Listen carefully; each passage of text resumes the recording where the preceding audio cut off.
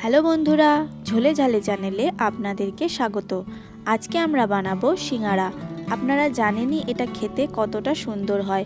তো বেশি দেরি না করে চলুন রেসিপিটা দেখে নিই।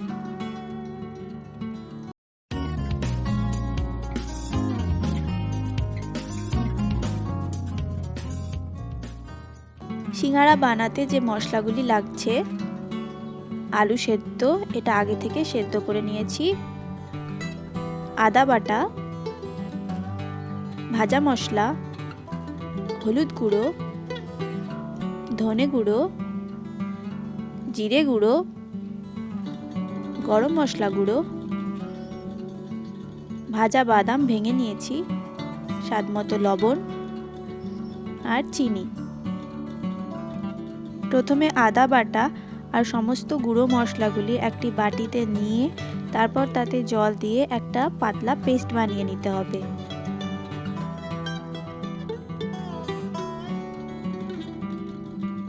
আলু সিদ্ধগুলো একটু ভেঙে ভেঙে নিচ্ছি, খুব বেশি মাখানো যাবে না, হালকা ভাঙা ভাঙা থাকলেই হবে। এবার কড়াই গরম করে তাতে দিয়ে দেব সর্ষের তেল। সর্ষের তেলেই প্রথমে মশলার পেস্টটা দিয়ে দেব।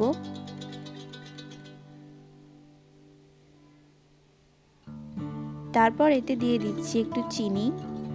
এবার এটাকে ততক্ষণ কষতে হবে যতক্ষণ না তেল উঠে আসে। তেল উঠে গেছে মশলা থেকে, এবার এতে আলু সিদ্ধটা দিয়ে দেব।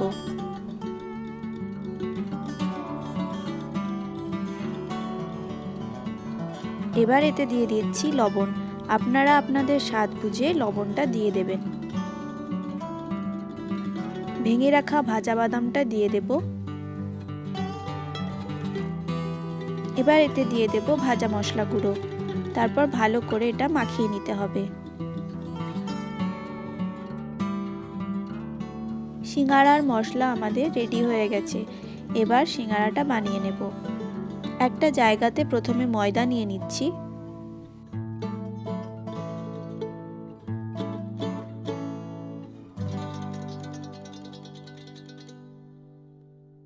এবার এতে দিয়ে দেব লবণ। তারপর দিয়ে দিচ্ছি সাদা তেল। এই সাদা তেলটাকে ময়দাতে খুব ভালো করে মিশিয়ে নিতে হবে। এবার এতে জল দিয়ে ময়দাটা ভালো করে মাখিয়ে একটা ডো তৈরি করে নিতে হবে। ডো তৈরি হয়ে গেছে, এবার লেচি কেটে নেব। এখানে আমি ছোট ছোট করে লেচি কেটে নিচ্ছি, আপনারা চাইলে বড় করেও কাটতে পারেন।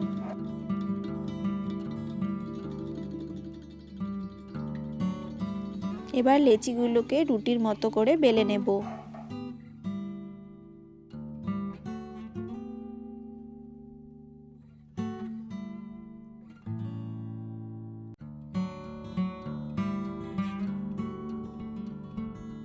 এবার এটাকে খুন্তি দিয়ে কেটে দুই ভাগ করে নেব।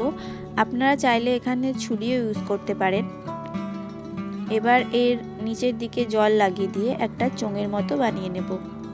এখন এতে সিঙ্গারার মশলা পুড়ে দেব। খুব বেশি সিঙ্গারার মশলা দেবেন না, তাহলে ভাজার সময় এটা ফেটে যেতে পারে। তারপর এর চারপাশে জল লাগিয়ে নেব। তারপর মুখটাকে এভাবে বন্ধ করে দিতে হবে।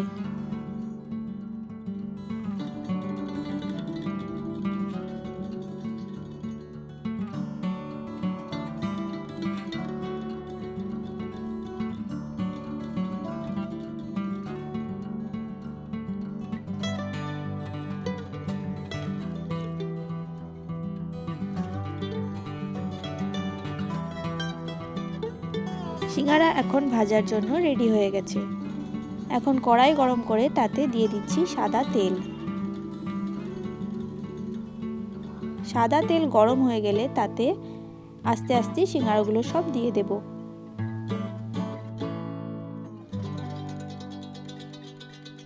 সিঙ্গারাগুলো উল্টে পাল্টে বাদামি করে ভেজে নিতে হবে।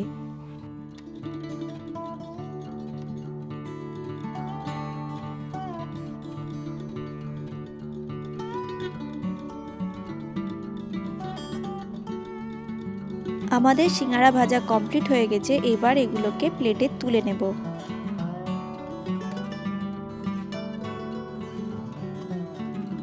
ভিডিওটি যদি ভালো লেগে থাকে তো অবশ্যই লাইক কমেন্ট করে জানাবেন আর আমাদের চ্যানেলটিকে সাবস্ক্রাইব করে পাশে থাকা বেল আইকনটি প্রেস করতে ভুলবেন না। সবাই অনেক ভালো থাকবেন।